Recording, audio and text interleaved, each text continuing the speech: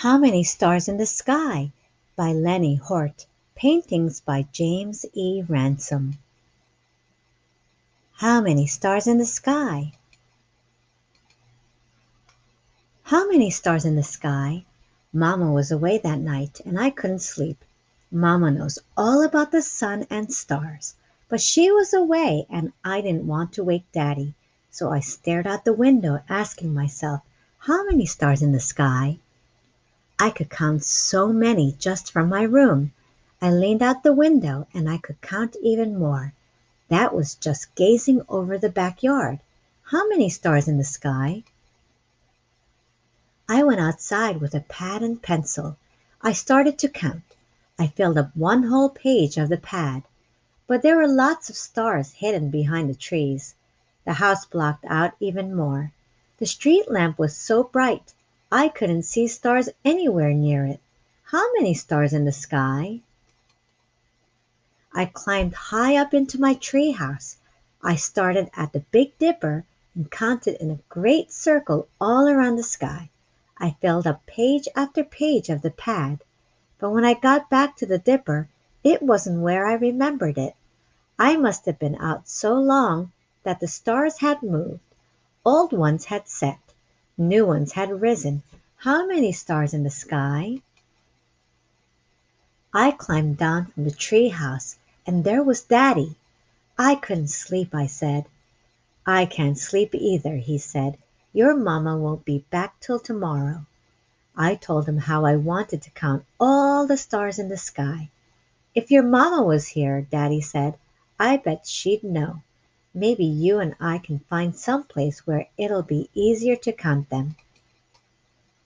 My dog hopped in the truck with us and we drove into town. The streets were quiet, but lots of street lights were burning. We could see the bright city skyline in the distance.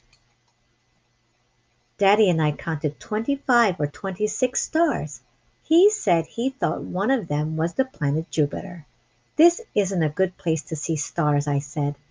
It's not a bad place to count them, though, he said, but it's still too hard. Let's go where it'll be really easy. We drove into the city.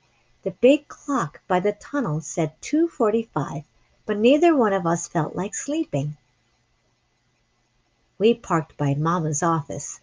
There was a department store with brightly lit displays in every window. There were street lamps on every corner. There were dazzling neon signs. Headlights flashed from a steady stream of cars. Powerful searchlights beamed from the roofs of the skyscrapers. And I couldn't see any stars at all. I count exactly one, said Daddy. No, wait, he said. It's an airplane.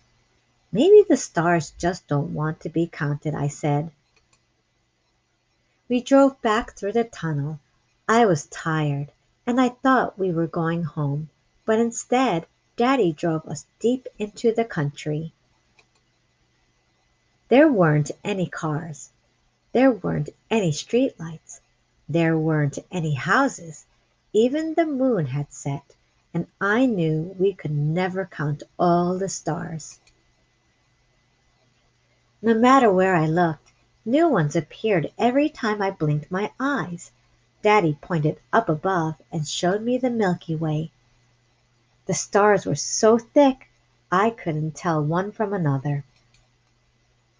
We were much too tired to drive anymore, so we slept underneath the stars that night. It was daylight when we woke. Daddy, I said, all those stars are always out there, even when we can't see them, right? Of course they are, he said. Can we try to count them again sometime? I asked. Any night you feel like it, he said. You and me and Mama can all go out together. I could hardly wait to see Mama and tell her about it. In a little while we'd all be back home, but now I was glad just to be standing there with Daddy, basking in the warmth of the one star we could see. And that was the sun.